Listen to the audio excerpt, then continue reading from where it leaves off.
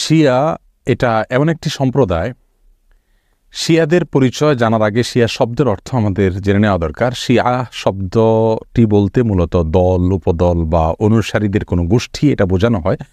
শিয়া বলতে বোঝানো হয় শিয়াতু আলিয়িন বা আলী রাদিয়াল্লাহু তাআলা আনহুর অনুসারী গোষ্ঠী, এদেরকে শিয়া বলা হয়। বা আলে বাইত রাসূল করিম সাল্লাল্লাহু আলাইহি সাল্লামের পরিবার কেন্দ্রিক যাদের ভক্তি, বিশ্বাস এগুলো গড়ে উঠেছে তাদেরকে সাধারণত শিয়া বলা হয়।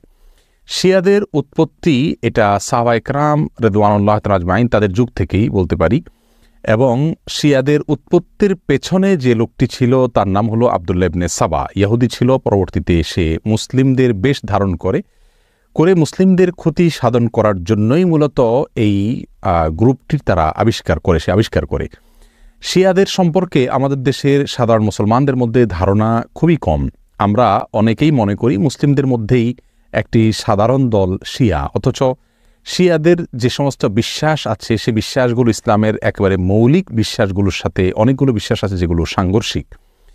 অনেক ভাই বোনরা মনে করেন যে শিয়াদের সাথে আহলে সুন্নাহ ওয়াল জামায়াতের, অর্থাৎ যারা কোরআন এবং সুন্নাহকে দলিল হিসাবে গ্রহণ করে সেটাকে অনুসরণ করে, তাদের সাথে শিয়াদের একটা পার্থক্য তারা মনে করেন যে শুধুমাত্র খেলাফত নিয়ে, অর্থাৎ আবু বকর রাদিয়াল্লাহু তাআলা এবং আলী রাদিয়াল্লাহু তাআলা আনহুর ভিতরে কে বেশি খেলাফতের হকদার এটা নিয়ে মত পার্থক্য। আসলে বিষয়টা তা নয়, বরং শিয়াদের বিশ্বাসগুলোকে একত্র করা কঠিন। তাদের মধ্যে অনেকগুলো দল উপদল আছে, তার ভিতরে কমন কিছু বিশ্বাস আছে বেশিরভাগ শিয়ারা লালন করে। তার ভিতরে একটি হলো তারা কালিমাতুত তাওহীদ আমরা যেটা বলি এটাকে যথেষ্ট মনে করে না। তারা মনে করে লা ইলাহা ইল্লাল্লাহ মুহাম্মাদুর রাসূলুল্লাহ এবং আলিয়ুন ওয়ালিউল্লাহ এটাও স্বীকৃতি দিতে হবে, মুখে উচ্চারণ করতে হবে, তারপরে মানুষ মুসলিম হবে। তাদের মধ্যে কোনো গ্রুপ আছে যারা কোরআনে কারিমের ৩০ পারার যে কোরআন এটার ব্যাপারে তারা সন্দেহ পোষণ করে এবং তারা কোরআনের বিকৃতিতে বিশ্বাস করে বা বিকৃতি করে, এটাকে তারা সঠিক মনে করে বিকৃতি করে থাকে। তাদের মধ্যে বড় অংশ বা সবচেয়ে বেশি অংশ বলা যেতে পারে, প্রায় সবাই বলা যেতে পারে, তারা সাহাবীদেরকে সবাইকে কয়েকজন বাদে আলী রাদিয়াল্লাহু তাআলা আনহু, আব্বাস রাদিয়াল্লাহু তাআলা আনহু সহ কয়েকজন বাদে হাসান হোসেন, ফাতেমা রাদিয়াল্লাহু তাআলা আনহুম সহ আহলে বাইত যারা তারা ছাড়া বাকিদেরকে তারা কাফের মনে করে এবং সাহাবীদেরকে গালমন্দ করাটা এটাকে তারা সওয়াবের কাজ মনে করে, ইবাদত মনে করে।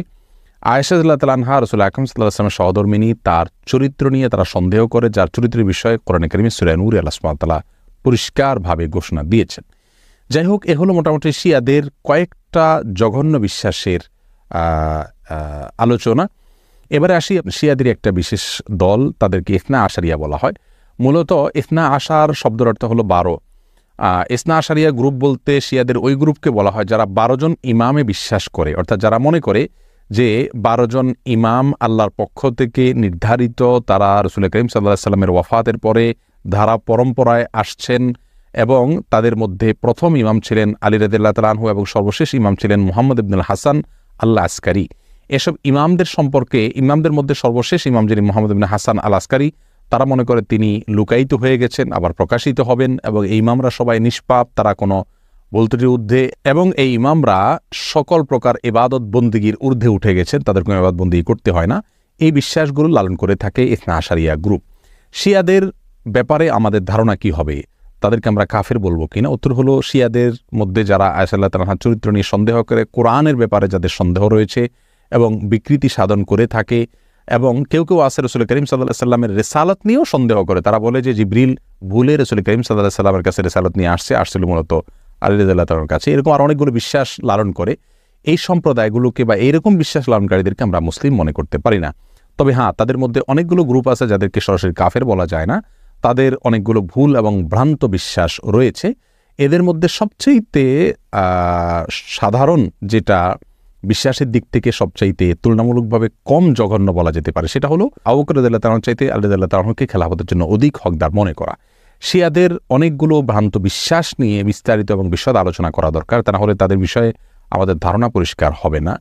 একজন মুসলিম হিসাবে আমাদেরকে সঠিক ধারণা যেমন রাখতে হবে, তেমনিভাবে ইসলামের বিষয়ে কারা কি ভুল ধারণা লালন করে সেগুলো আমাদের জানতে হবে। কোরআন নিয়ে যারা সন্দেহ করে, সাহাবীদেরকে যারা গালমন্দ করে, সাহাবীদেরকে যারা কাফের মনে করে এবং রাসূল করিম সাল্লাল্লাহু আলাইহি সাল্লামের সহধর্মিণীর চরিত্র নিয়ে যারা সন্দেহ করে, কোরআনের বিকৃতি যারা সাধন করে, এদের ব্যাপারে আমাদের ধারণা কি হওয়া উচিত, সেটা আমার মনে হয় যে কোনো সাধারণ দর্শক শ্রোতাই আমরা সহজেই সিদ্ধান্ত নিতে পারবো। আল্লাহ তাআলা আমাদের সকলকে সঠিকটা বুঝার তৌফিক দান করুন।